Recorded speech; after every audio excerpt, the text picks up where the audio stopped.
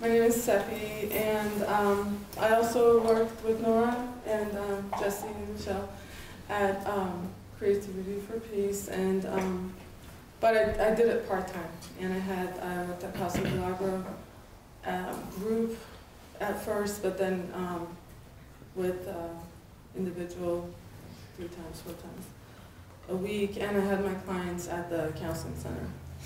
So it was a huge experience of clients and in general, different people. Casa Milagro was completely different. And counseling center. I think the youngest client I had was 15. So I basically worked with teenagers and adults. I guess the oldest client I worked with, she's 65. So for me, like combining everything, all the scope of mental illness all together, and my feelings about it, and how I feel or how I react to a person that's mentally ill, or just, it's hard, it's really hard. I realized how hard it is after being with so many different people. And what I came to understand, it was funny because the girls did the mural, and they had the idea of, like, they named it, different, one tree, different branches, and I'm like, exactly right, that's exactly right. So that's my experience also. So I did little mini collages that I put on a tree, like thoughts or words, or that people have stuff, and it just, we're, basically all the same. And this also includes, like, clients that at Casa Milagro, which are heavily medicated, but they're just like us. That's my personal experience of my internship. That it's really important to view everybody as we're all the same, and not different, and not look down on a client because they're mentally ill. And it's really important. It's like a really hard job. Oh my gosh. So, like, what did I get myself into? But I love it, and it's like there's nothing else that I want to do.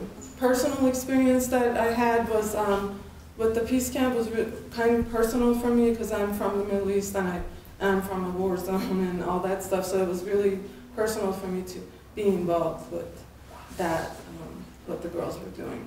And it was amazing. It was just blew my mind. These girls are just fabulous. And yeah, that was like one of the best experiences ever. I got to do the land art, and it was really important for me to make a land art because these girls are just, their whole entire life is getting destroyed because of land. And it's, so it's really important that for me, and of course that day, it's raining like crazy. So I'm thinking, oh my God, these girls are not gonna come. They're not gonna wanna do this, but I was shocked that that happened, and probably the direction I'm going is probably working with refugees and trauma victims of war and things like that, just because that's my background. The girls, we got burlap. The technique was burlap, dirt, and glue with water. And I wanted lots of water. There was no water on the hill, and we got rain. So that's one of the girls.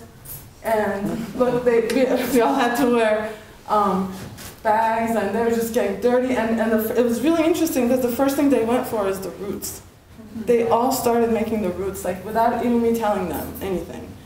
They just, that's where they wanted to start, and I'm like, cool, that's where we'll go with it. And yeah, it was a pretty amazing experience. And what happened? Then, yeah, it was like just how, and it got done in one, well, the whole thing got done in one day, but we made the frame. And then I had to stop taking pictures because my camera was going to get ruined because it was pouring rain.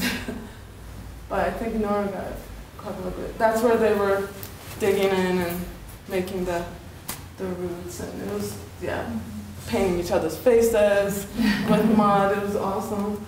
And they're really proud of their hands because they're mud that was actually mixed with glue. So it was awful. It was like stuck. But they were happy about it. So in the end, what I wanted to do is to make it even a little bit more personal. So I had each girl, Palestinian and Israeli girl, make a wish for each other and put it in the middle of the egg and plaster the egg up and kind of seal the deal, like, what do you wish for each other? And put it in the belly of the woman. Then later we decided, okay, well, what do you guys want? What's your intention? What are your wishes? And I asked them to write 10 of those down on strips of paper, which then they hung on that. And yeah, it came out, came out great. A little shorter than I was expecting because it was heavy and it was raining, but it's kind of solid, it's grounded. And at the end, like, the girls were really happy with it, and they named it Wish Lady. So yeah, so it's usually when I do this type of work, I let it just rot. But the owner of the land wanted me to coat it. He wanted to have it at least for a year. So then I had to go back and put stuff on it. Maybe it's still there. Pretty sure it might be still there. Yeah. So, but that was my part of, like, the amazing learning from these girls, just being with them and having Nora and Jessie and Michelle, like, just such a wonderful group of people to help me learn and, just deal with my own fears of surrounding that kind of dynamic, So that was helpful. So basically, that tree is my experience of all of it. And it's personal, but, and it's, it's going to expand and it's going to change and, it's fun. So hopefully I'll get to do a lot more of this stuff and, yeah, just help people and help myself. So yeah, thank you.